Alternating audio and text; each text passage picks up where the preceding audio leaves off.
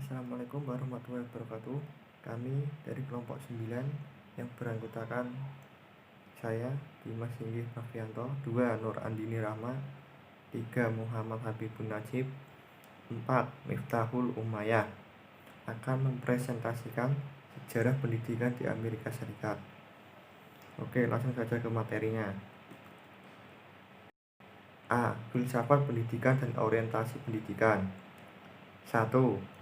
Transendentalisme mengekspresikan hal-hal yang berkenaan dengan kebudayaan. 2. Pragmatisme pemikiran yang berusaha membentuk Amerika yang hidup, dinamis, dan progresif. B. Tujuan pendidikan di Amerika Serikat. 1. Untuk mencapai kesatuan dalam kebinekaan. 2. Untuk mengembangkan cita-cita dan praktek demokrasi. 3. Untuk membantu pengembangan individu. 4. Untuk memperbaiki kondisi sosial masyarakat. 5. Untuk mempercepat kemajuan nasional. C. Isu-isu pendidikan di Amerika Serikat. A. Dinamika perubahan sosial Amerika Serikat yang terjadi dalam beberapa dekade terakhir sangatlah mempengaruhi pendidikan di Amerika Serikat, di mana hal ini dimulai dari tingkat prasekolah sampai perguruan tinggi. Sebagai hasil emansipasi yang sejak lama diperjuangkan oleh Amerika Serikat, dalam kejadian ini hampir keseluruhan perempuan sudah mendapatkan pendidikan yang sama dengan para pria. Dan selanjutnya, kebanyakan para perempuan sudah mendapatkan tempat yang sangat luas dalam hal lapangan pekerjaan, baik yang sudah memiliki keluarga maupun yang belum berkeluarga. B.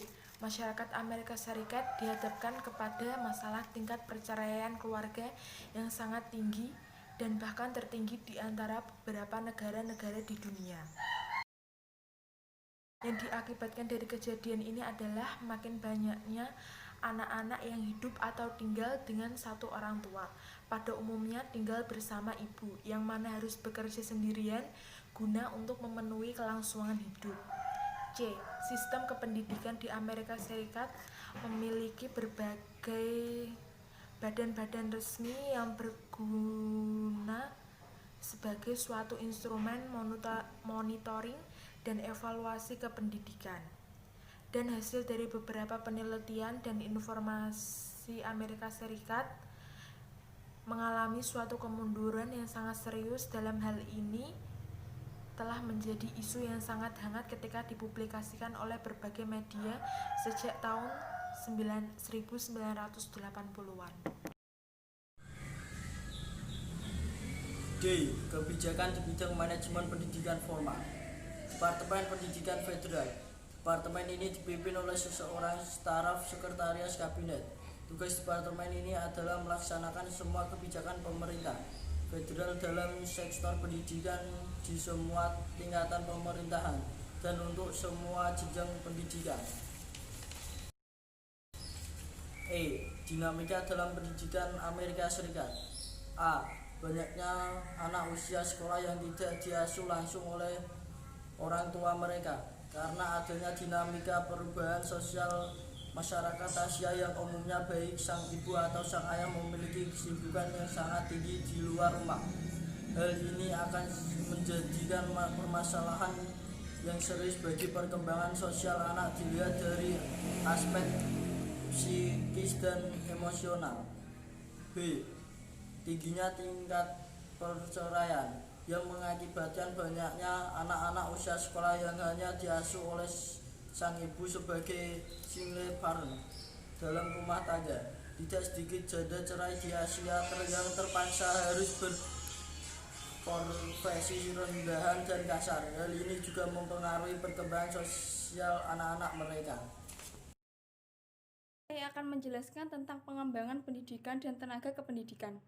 Yang pertama, sistem pendidikan Amerika Serikat bukanlah merupakan suatu sistem yang dikuasai dan dikelola oleh pemerintah federal dan juga tidak diatur oleh pemerintah negara bagian secara langsung. Yang kedua, setiap sekolah yang berada di bawah pengelola USD harus memenuhi standar minimum mutu sekolah. Setiap sekolah akan mendapatkan evaluasi berkala dari negara bagian ataupun federal. Biasanya USD ini mengelola SD atau elementary school, SMP atau Junior High School, dan SMA atau High School. Pendidikan SD memakan waktu 6 tahun, pendidikan SMP memakan waktu 2 tahun, dan pendidikan SMA memakan waktu 4 tahun. Dan yang terakhir adalah pembiayaan pendidikan.